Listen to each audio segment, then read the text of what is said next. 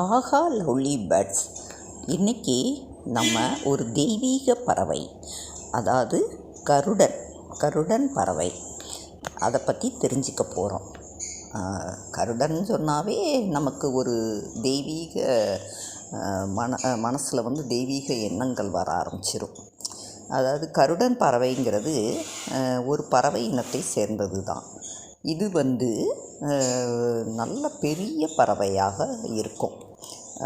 நல்ல பெரிய பறவை, அழகு கொஞ்சம் பரவாயில்லாமல் இருக்கும், அதுவும் கூர்மையாக இருக்கும். உடம்பு பூரா ஒயிட்டாக இருக்கும்.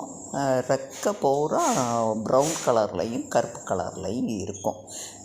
கால்கள் நல்ல கூர்மையான நகங்களோடு இருக்கும். இது செம்பருந்து அப்படிங்கிற பறவை இனத்தை குறிக்கும். இது மங்களகரமாக கருதப்படுது. அதாவது இது இந்துக்களுடையது. விஷ்ணுவின் வாகனத்துக்கு கருடன் தான் விஷ்ணுவின் வாகனம். அப்புறம் இது பெரிய திருவடி, கருடாழ்வார், பச்சிராஜன் அப்படின்னு பல பெயர்களில் அழைக்கப்படுது. இது பார்க்குறதுக்கு செம்மண் நிற இறக்கைகள் மட்டும் வெள்ளை நிற இறக்கைகளை கொண்ட பறவை தான். மங்களகரமாக இதை இது பண்ணுவாங்க. அப்புறம் இந்துக்கள் தெய்வ வழிபாடு, அதாவது ஒரு திருமாலின் வாகனத்துக்குரிய இது கருடன் இருக்கிறதுனால கருடனை அவ்வளவு அதை பார்த்தாவே அப்படியே கன்னத்தில் போட்டுக்கிடுவாங்க. அந்த அளவு ரொம்ப தெய்வீக பறவை இது. இதை திங்கட்கிழமையில் கருடனை நம்ம தரிசித்தோம்னா, அதாவது திங்கட்கிழமை நம்ம கருடனை பார்த்தோம்னா வீட்டில் கஷ்டங்கள் நீங்கி மகிழ்ச்சி உண்டாகும்.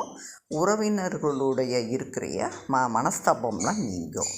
செவ்வாய்க்கிழமை கருடனை தரிசனம் செஞ்சோம்னா மனதில் உள்ள பயம் நீங்கி தைரியம், எதையும் சாதிக்கக்கூடிய தன்னம்பிக்கை வரும். புதன்கிழமை நம்ம கருடனை தரிசித்தோம்னா கண்ணுக்கு தெரியாத அனைத்து எதிரிகளுமே அழிந்துருவாங்க. வியாழக்கிழமை கருடனை தரிசனம் செஞ்சோம்னா கண்டங்களில் நமக்கு இருக்கிற கண்டங்கள்லாம் நீங்கி நம்மளுடைய ஆயுட்காலம் அதிகரிக்கும். வெள்ளிக்கிழமை கருடனை தரிசனம் செஞ்சோம்னா தீராத கடன் தொல்லைகள் நீங்கும். வீட்டில் பண வரவுகள் அதிகரிக்கும். சனிக்கிழமை கருட தரிசனம் செய்தோம்னா நற்கதி நமக்கு கிடைக்கும். இது வானத்தில் வட்டமிடும், கத்துகிறது, அது அப்படிலாம் வந்தால் இது ஒரு மங்கள அறிகுறி. கோவிலில் குடமுழுக்கு, வேள்வி அப்படிலாம் நடைபெறும்போது கோவிலுக்கு நேர் மேலாக இது கருடன் வட்டமிடும். அப்படி வட்டமிட்டோம்னா அது ரொம்ப நல்ல சகனமாக நம்பப்படுது. சபரிமலையில் ஆண்டுதோறும் மகர ஜோதி தரிசனத்தின் போது கேரள மாநிலத்தில் அந்த பந்தளம் மகாராஜா அரண்மனையில் சபரிமலைக்கு எடுத்து அந்த பெட்டிகளெல்லாம் சபரிமலைக்கு கொண்டு போவாங்க. அப்போ கருடன் அந்த பெட்டியை தொடர்ந்து வட்டமிட்டபடி தொடர்ந்து வரும். இது இன்னைக்கு வரையுமே இந்த அதிசயம் நடந்துக்கிட்டு தான் இருக்குது.